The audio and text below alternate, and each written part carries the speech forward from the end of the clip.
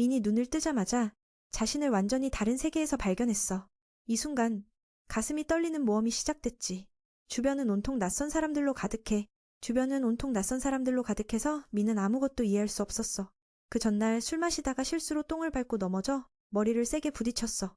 결국 그 끝으로 영혼이 이 새로운 몸으로 환생했지. 거울을 보자마자 민은 소리를 지르며 놀랐어. 결과는 아버지가 와서 꾸짖었고 민을 리암이라고 부르며 해밀턴 가문의 5번째 아들이래. 비록 상속받을 게 없지만 민은 예의를 지켜야 해. 누가 생일 파티에서 그렇게 소리를 지르겠어? 하녀 언니가 일깨워줬어.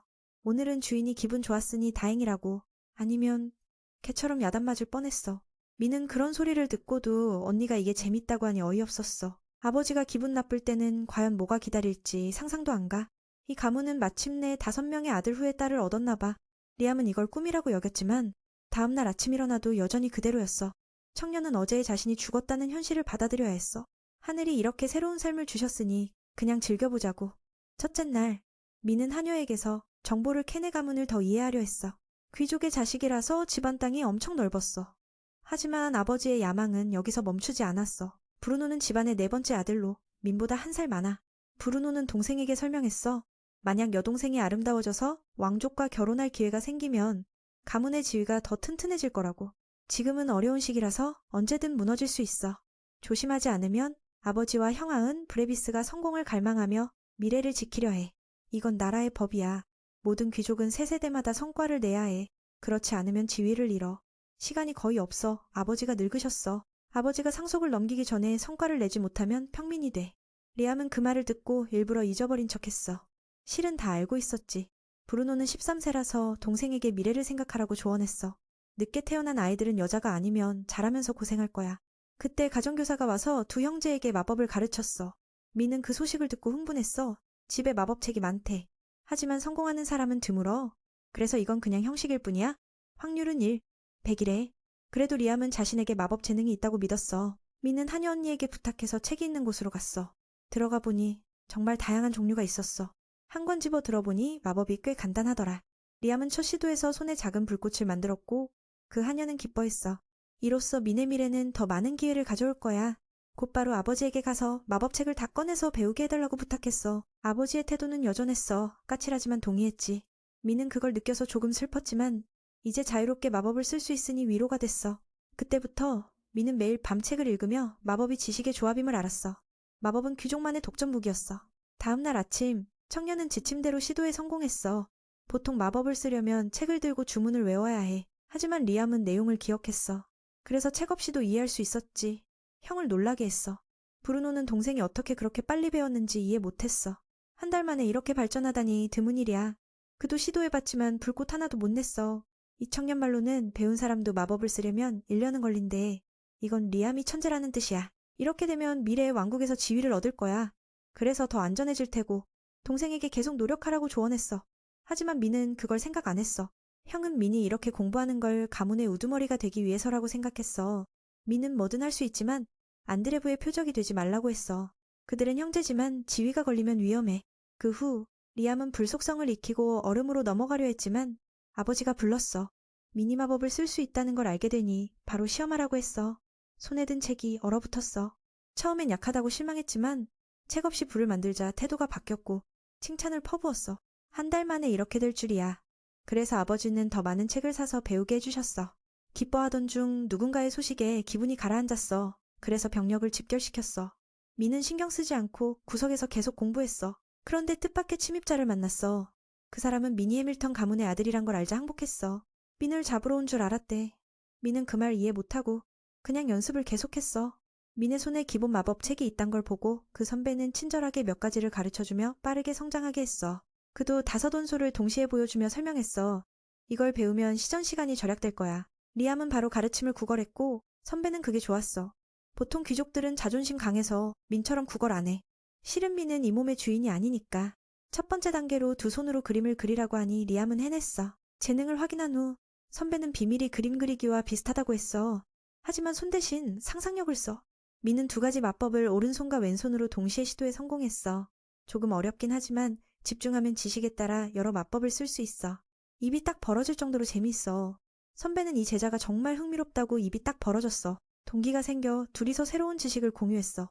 이번엔 리암이 3가지 기술을 펼쳤지만 오래 유지 못했어. 선배는 그게 이미 성공이라고 했어. 다만 마력 소모가 평소보다 몇 배라서 그래. 이 정도로 빠르게 이룬 건 정말 대단해. 리암이 지금 필요한 건 힘을 합리적으로 제어하는 방법이야. 시간이 많으니 선배가 더 가르쳐줬어. 미는 순종적으로 따랐어. 앉으라고 하면 무릎 꿇고. 선배는 만족했어. 그렇게 선배는 끊어진 숫자 배열을 그렸어. 리암은 최근에 이런 걸 배운 덕에 다행이었어. 선배는 다음 기술이 소수만 작동한다고 했어. 이유를 묻자 대답 안 하고 스스로 깨우치라고 했어. 궁금하면 순서대로 가면 4번째 숫자에서 어려울 거야. 많은 사람들이 이 오류를 만나 세마법을 동시에 쓰는데 성공했으니 미는 단계 건너뛰고 고급으로 가야 해. 하지만 9번째 숫자에서 걸릴 테니 조심해. 그건 그렇고 내 능력은 이거야. 13가지 마법을 동시에 만들 수 있어. 집중하면 16가지. 하지만 17에서 막혀. 리암은 이제 12살이야. 그래서 미래가 밝아 젊음은 무기야. 게다가 내 조언을 받아들이니 더 좋지. 리암은 유능한 사람에게 배우는 건 당연하다고 생각했어. 선배는 그 말에 웃으며 민이 정말 귀족 맞냐고 물었어. 그래서 앞으로 돕기 위해 고급 반지를 선물했어. 이 반지는 백과사전처럼 모든 지식을 담고 있어. 이걸 쓰면 책을 들고 다닐 필요 없어. 훨씬 나아. 지금 이 마도서에 100권의 가치 있는 마법책이 들어있어. 리암이 끼자 지식이 쏟아지네. 진짜 환상적이야. 술은 사람마다 뇌가 얼마나 많은 마법을 기억하는지에 따라 다르고 리암은 300개를 기억해. 미는 선배에게 몇 가지 시험해보라고 했어. 선배는 이 녀석의 가장 강한 무기가 집중력임을 알았어. 그래서 청년은 고급발한 마법을 펼쳐 주변 나무를 모두 베었어. 바로 그때 하녀가 와서 부르자 선배는 사라졌어. 그녀는 여기 위험하다고 했어. 지금 가문 땅에 낯선 남자가 숨어들었대. 그리고 주인이 구한 책을 주면서 민이 써보라고 했어. 이건 기본 소환 마법이지만 지금 상황에 딱 맞아. 선배 말로는 리암은 방금 사라진 선배가 여전히 여기 있단 걸 알았어. 그냥 투명 마법을 쓴 거지. 시간이 거의 없으니 선배가 더 가르치라고 재촉했어. 미는 책을 열고 반지를 활성화해 낮은 등급의 정령을 소환했어. 그 정령은 흡수됐고 반지에 새로운 마법이 저장됐어.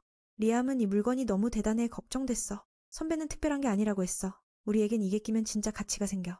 이제 시간이 부족할 때 마법을 배우려면 이 반지로 저장해.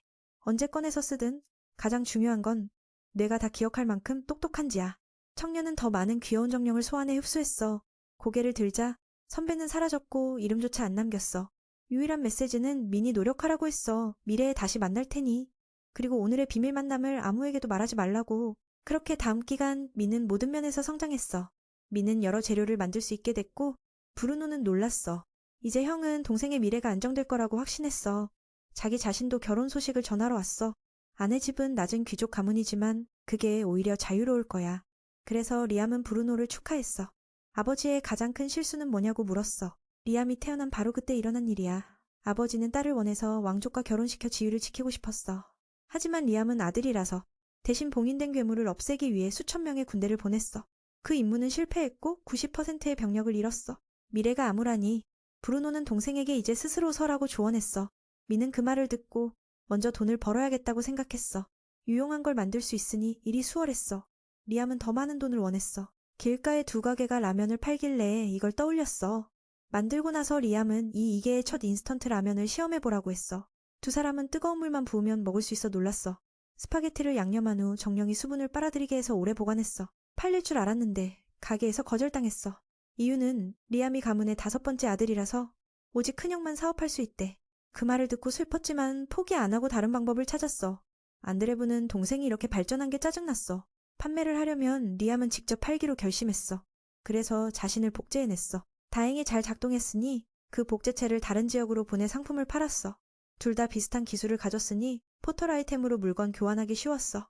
리암은 라면을 만들어 복제체에게 보내니 팔렸어.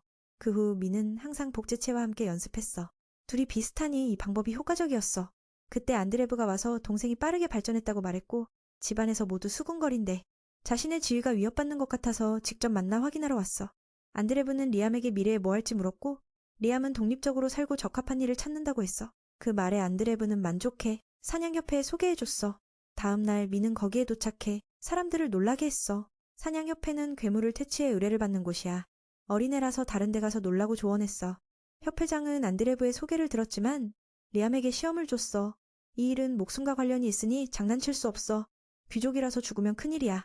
협회장은 리암에게 자신 있는 마법을 쓰라고 했고 천천히 주문을 읽으라고 했어. 잊을까봐. 리암은 항상 머릿속에 기억하니 주문 이름만 읽으면 돼. 지금 복제체가 외부에서 작동 중이니 모든 힘을 못 쓰지만. 하지만 회장에게는 인상적이었어. 그걸 보고 경악했어. 이걸 사람에게 쏘면 죽을지도 몰라. 증인들은 이해가 약하지 않단 걸 알았어. 전에 본 적 없는 환상적인 마법이야. 고급 기술이 분명해. 게다가 한 여자가 리암에게 관심을 보였어. 회장은 리암의 실력을 이해한 후 비급부터 시작하게 했어. 이게 얼마나 좋은 건지 궁금해지는데 그 여자가 와서 인사했어. 아수나라고 소개됐어. 해밀턴의 작은 녀석 리암. 아수나는 첫눈에 리암을 좋아해서 함께 사냥 가자고 했어. 아직 시작도 안 했는데 공격이 너무 몰려와서 그 애가 살짝 주춤거리고 있어.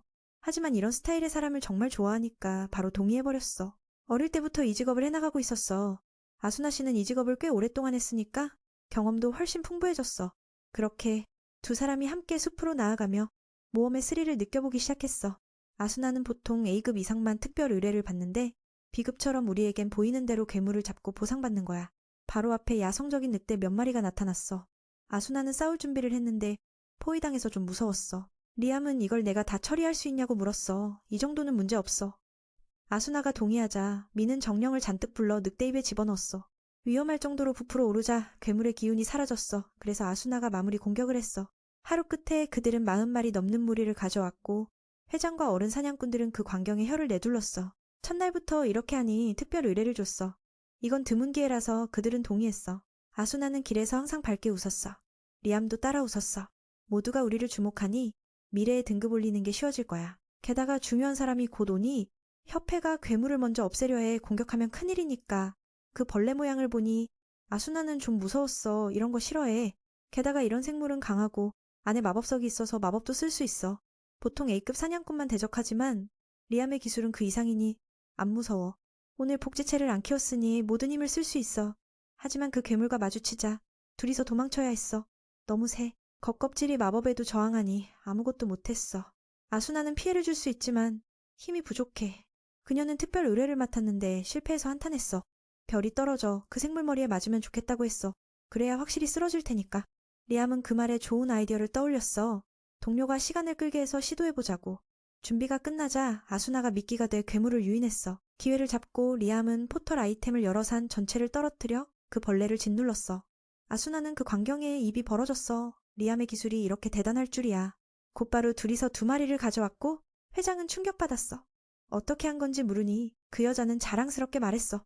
곧 중요한 사람이 오잖아. 이 생물이 나타나면 재앙이니까 더 많은 보상을 요구했는데 회장은 이해하고 5배로 올려줬어.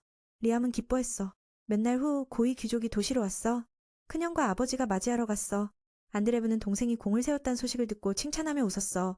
아수나는 솔직하게 그 형이 바보처럼 보인다고 했어. 미는 손살에 쳤어. 형제라도 브루노 말처럼 늦게 태어난 우리는 골칫덩어리야. 그 남자가 마차에서 내려 리암을 주목했어. 옆에 여자가 보니 미래에 우리도 성장할 수 있겠다고 기뻐했어. 다음 날 리암은 따로 불려갔어. 그 사람은 자신이 재미라고 소개하고 황금맨들 반지에 대해 잘 알며 청년과 연문의 관계를 물었어. 그 말에 리암은 이해 못했지만 선배를 말하는 거라 깨달았어. 잼은 리암이 그 사람을 죽이고 반지를 훔쳤냐고 물었어. 바로 리암은 그건 내 스승이라고 소리쳤어. 선물이야.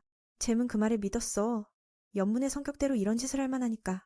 그 이야기를 듣고 잼은 웃었어. 리암이 그 유능한 사람의 제자라니 지금 얼마나 강한지 궁금해졌어. 근처에 경비원이 있으니 모든 힘을 써보라고 했어. 경비원은 A급 사냥꾼급이었지만 리암의 11가지 마법을 막지 못했어. 이전 시간들을 떠올려 선배의 가르침으로 리암은 고급 주문을 깨우치고 마력을 늘려 여러 마법을 썼어. 원래 7번째에서 멈춰야 하는데 상상력이 마음과 영혼을 움직여 11번째로 건너뛰었어. 연문은 만족했어. 스승과 제자가 여러 기술을 동시에 쓸 수 있으니까. 그래서 반지를 줬구나. 5번째 아들이란 걸 알면서도 잼은 독립을 돕기 위해 리암을 젊은 기사로 임명했어. 이제 안드레브의 위협에서 벗어났어. 미래에 방해 안 할 거야. 기본적으로 성년이 될 때까지 가족과 함께 살 수 있어. 다음 날 공식적으로 리암에게 그 칭호가 주어졌어.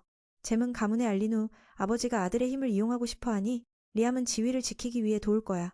잼은 그게 안타까워. 연문에 대해 물었어. 리암의 스승은 장난꾸러기라며 최근에 놀림받았냐고.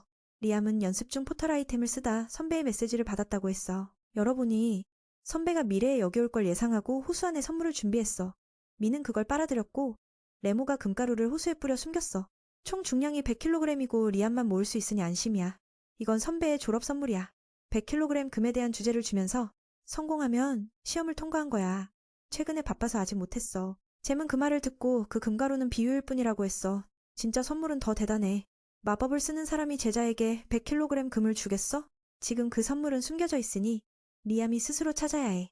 리암은 그 말을 듣고 바로 집 근처 호수로 갔어. 이번에 물을 다 빼봤지만 아무것도 이상하지 않았어. 선배의 조언처럼 금가루를 물에서 걸러야 한다는 걸 알았어.